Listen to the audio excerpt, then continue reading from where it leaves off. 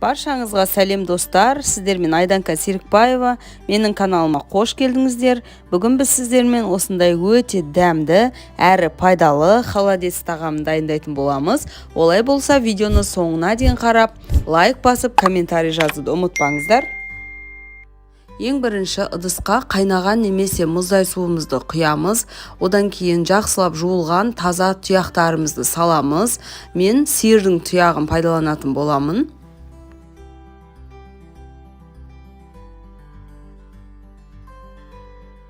Одан кейін сол сорпаға 1 штук сәбіз, 1 штук пияз, лавр жаңғағы және де чеснокты саламыз.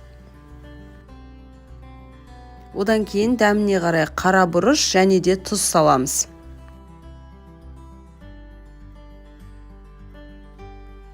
Мен одан кейін дәмді болуы үшін тағы да үйде қойдың сүйектері бар еді, соны қосып салып жібердім. Дәмі өте жақсы болып шығады. Сіздерде егер үйде сиырдың немесе қойдың немесе жылқының сүйегі болса, салсаңыздар өте дәмді болады. Одан кейін бетінде жиналған осындай көбіктерін алып тастаймыз.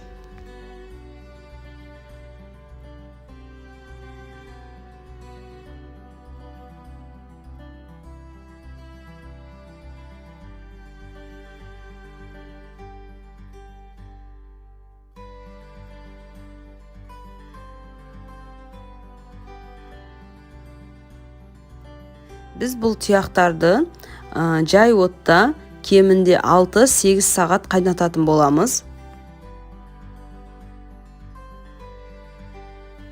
Біздің тұяқтарымыз дайын болды. Енді барлығын, ішіндегі еттің, сүйектің барлығын бір ыдысқа бөлек бөліп аламыз.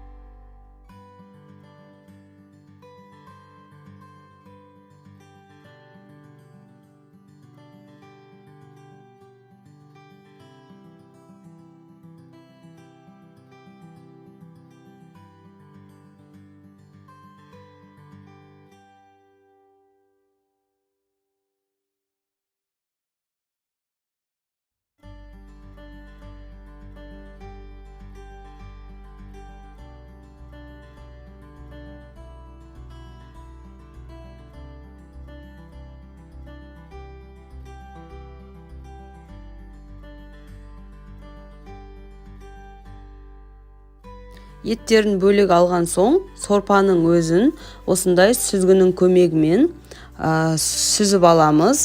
Яғни түбінде қалған жаңағы бөлінген майда сүйектер барлығы осы сүзгі арқылы жаңағы бөлек алып тастаймыз.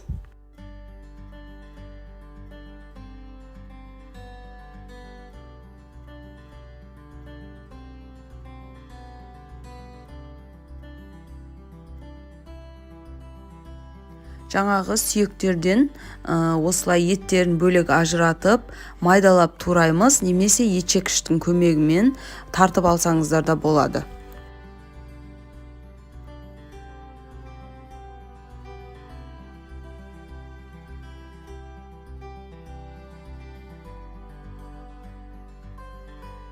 Піскен сәбізімізді де осылай жақсылап бөліктерге бөліп аламыз, орташа бөліктерге.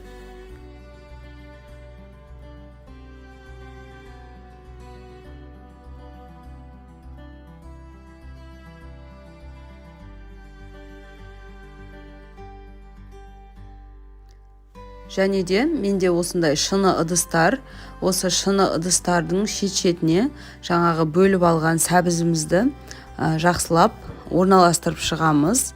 Шетіне қоятын себебіміз қазір бұл жақсылап өзі қатқаннан кейін біз төңкерген кезде сәбізіміз әдемі болып көрінуі үшін.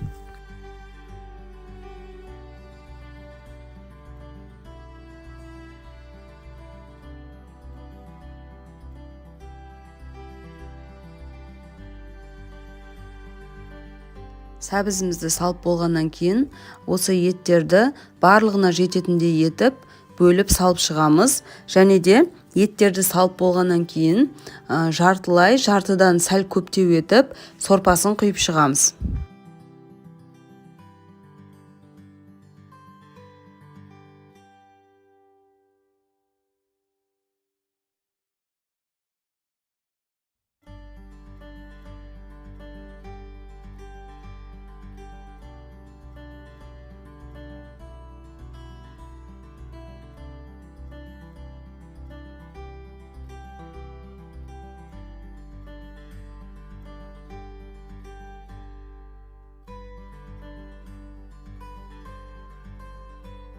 Міне сорпалардың барлығын құйып шықтық. Енді осыны салқын жерде қатқанша ұстаймыз.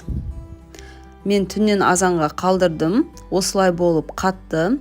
Енді ыдыстың шетін осындай қасықтың көмегімен босатып аламыз. Одан кейін бетіне тарелканы жауып, төңкеріп, дәл осы видеодағыдай етіп қайталаймыз. Сол кезде біздің жаңағы астына салған сәбіздеріміз гүл секілді етіп, әдемі болып көрініп тұрады. Видеоны соңына дейін қарағандарыңызға рахмет. Менімен бірге болыңыздар. Әлі алда талай қызықты рецепттер болады. Міндетті түрде жасап көріңіздер. Лайк басып, комментарий жазуды ұмытпаңыздар. Егер видео ұнаған болса, достарыңызбен бөлісуді ұмытпаңыз.